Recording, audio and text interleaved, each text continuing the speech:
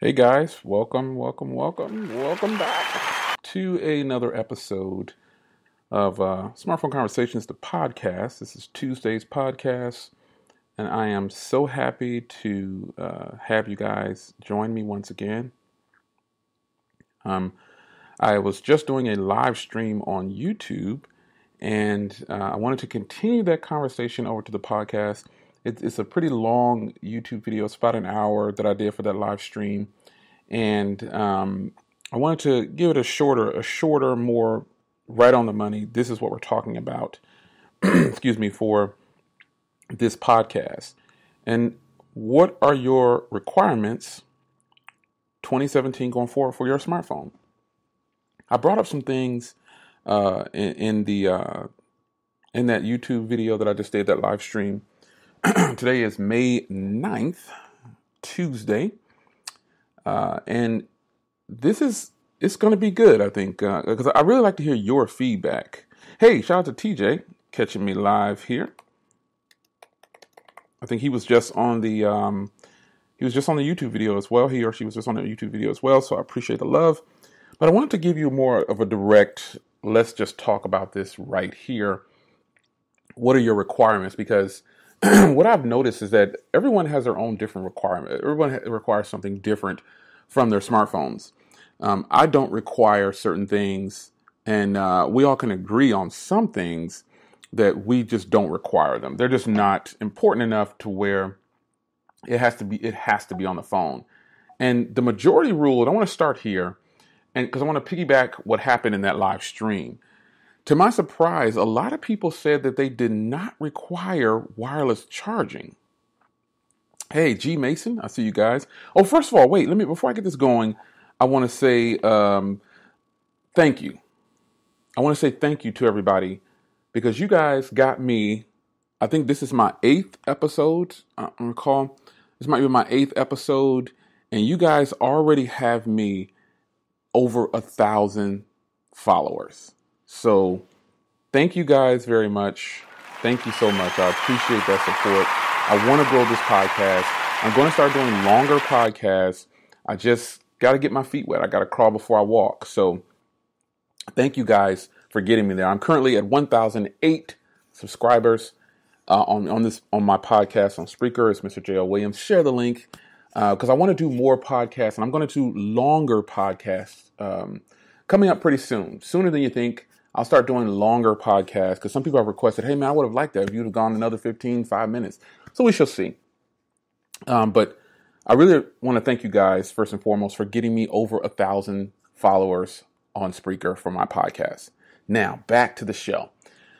To my surprise, I was actually kind of shocked at the one requirement that I thought people would say they really needed, which was wireless charging, because I've brought that up in plenty of videos, and predominantly it's from Samsung videos where people say, "Oh, I gotta have wireless charging. It's a must." And I think that probably happens only on a lot of those Samsung videos. But in the live stream that I just did on YouTube, to my surprise, a lot of people said they don't need wireless charging. Here's some facts about wireless charging. While it is fast wireless charging on the Samsung devices, it's still either an hour and a half or an hour longer than plugging in on a fast charge. And I know this, some of you guys might know that, but shout out to Donovan. He actually has a video out and he demos the amps. And you get about 300 more amps on plugging in rather than fast wireless charging itself. So fast charging, plugging the cable directly in, is always going to be faster than wireless fast charging. And that's just something that it is. That's just the way it's going to be. And there's no fast wireless charging that can beat out plugging in. I don't think they'll do that to themselves. If they do that, they're going to charge. And just think about the last wireless charger. It cost $90 from Samsung. $90. And a lot of you guys said it's not a requirement. I was actually kind of surprised at that. And I think that might just be coming from Samsung users who are used to using wireless charging. But yeah, a lot of people don't require wireless charging. I personally do not require wireless charging. It takes too long. And that was new to me. I didn't think that many people would say that. Next was waterproofing. Sorry if you guys are, again, every time I start live streaming, my lawn care people, I mean, this guy's like right on my porch. He's, I don't know if you guys can hear that, but it is loud. But nonetheless, the next one was waterproofing. To my surprise, a lot of people said that there was a requirement for them to have waterproofing. And I thought that, a lot of people would say no to waterproofing and yes to the wireless charger, but I don't know it all. So definitely waterproofing, while it's not a requirement for me, I like having it because when I shower, I put my Galaxy S8 or my G6 right there in the shower with me. You can touch it. The screen still works on both of those when it's wet. It just works. And the music, the speakers have improved on both of those. Well, it's improved on the S8, but the G6 has a really loud speaker for it to be waterproof. And I use the S8 in the shower. I think I'll throw it in the shower and put it up and flip it upside down so the speaker's pointing up. And then I'll get my shower on and blasting the music, what I'm listening to. So waterproofing, while not a requirement, I do like it. Now, Samsung has set the standard for certain features, and some of you guys might call them gimmicks. A lot of people call them gimmicks, like the iris scanner for one in particular. It's not a requirement for me, and I'm not a fan of doing extra steps to get into my phone, but I will admit, I have since converted over to using the iris scanner over the fingerprint reader. And it's like I was forced to do it, It's almost like I felt like I had to do it because it was more convenient. So just looking at some of the comments here in the live podcast, and thanks again for the people that are able to join in the live podcast. Let me get my spectacles, my glasses here. I can read this. TJ says, if you're average consumers, most consumers won't know about the future. You're absolutely right, TJ. You're absolutely right. G. Mason says, wireless charging is not a requirement for me. I sit at a desk all day. So my Mate 9 is, yeah. Some people just don't require certain things. But we talked about batteries also. And batteries for me, I think the standard for batteries, I would love to see, and someone made a good point in that other YouTube video. And that video is live on the channel, by the way. And I'll post this podcast to my YouTube. I'll put all my podcasts on my YouTube channel for those that can't catch me here live. But batteries. I think that all batteries, not just on flagship phones, sometimes it's not the size of the battery. In most cases, it's not the size of the battery, but sometimes it is. But optimization is really important when it comes to getting good battery life. If you're getting poor signal, that kills your battery. If the operating system is not very good or skinned very heavily, it can kill your battery. Too many things go into bad battery life. And the user is the first thing that goes into it, because some people, shout out to Night Tech from Night Tech Reviews, he has over 200 applications on his Xiaomi Mi Mix, but he has a 6 gig version, 256 gigs memory, but that phone is still running smooth, So it just depends on the user. The user is every user is different, and every user is going to experience a different kind of battery life. Now, sometimes the processors can really help, no matter who the user is. And I hate to beat the dead horse, but the Snapdragon 625 is one of the most power efficient for battery ever made, period. So if the Snapdragon 626 comes out and it's better than the 625, we're going to have some problems in the industry. That means using the 835s it's just pointless to even buy those if you're looking for great battery. Because some of the quote unquote mid-range devices are getting better than these so-called high-end phones and flagships. Those are just titles, but I'm going to always pair them up and battle them against each other. I have no problem doing so.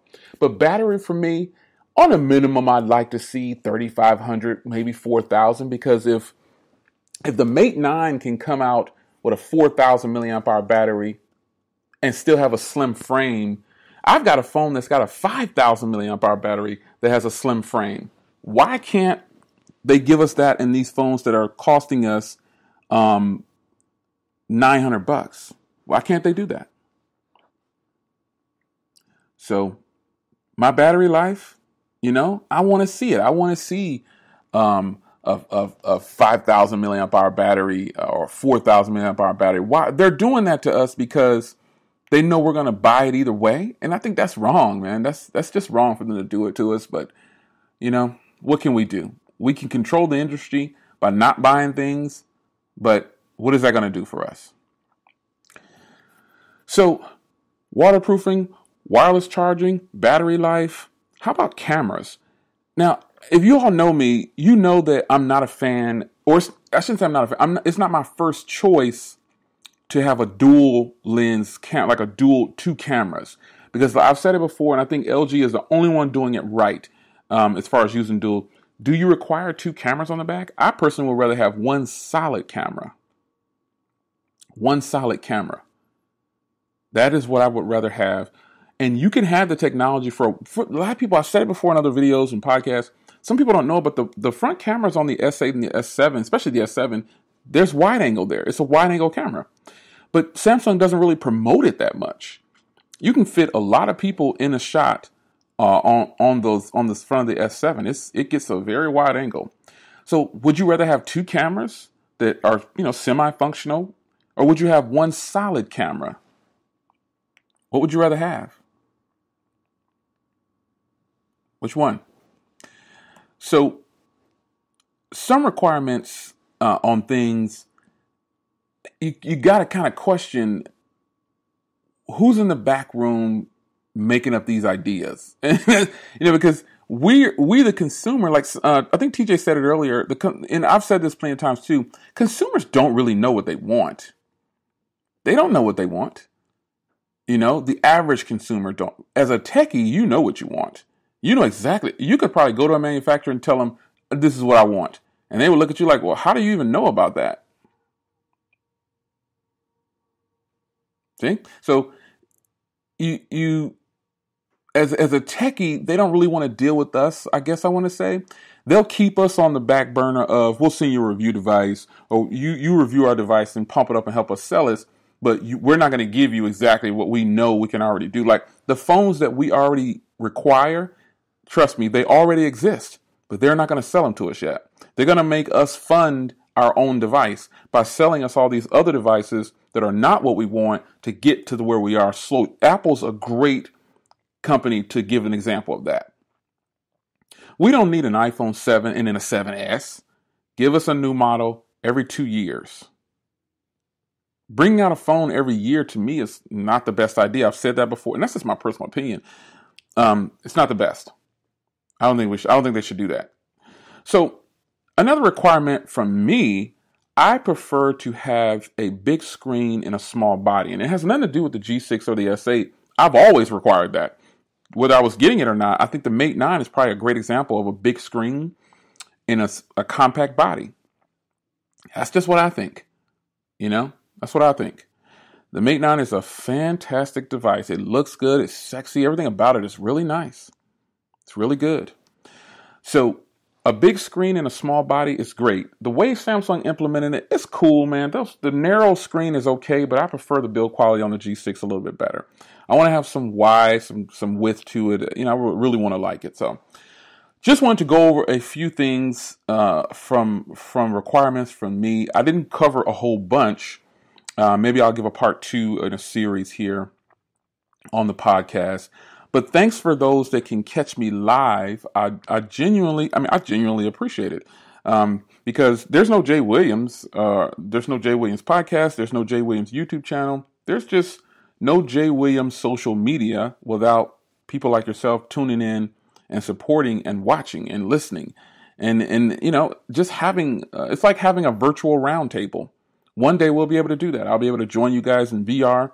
And there's apps out there that can do that. But I mean, a real virtual experience where it really seems like we're sitting there chatting with each other. And that is the live stream that I'm going to require.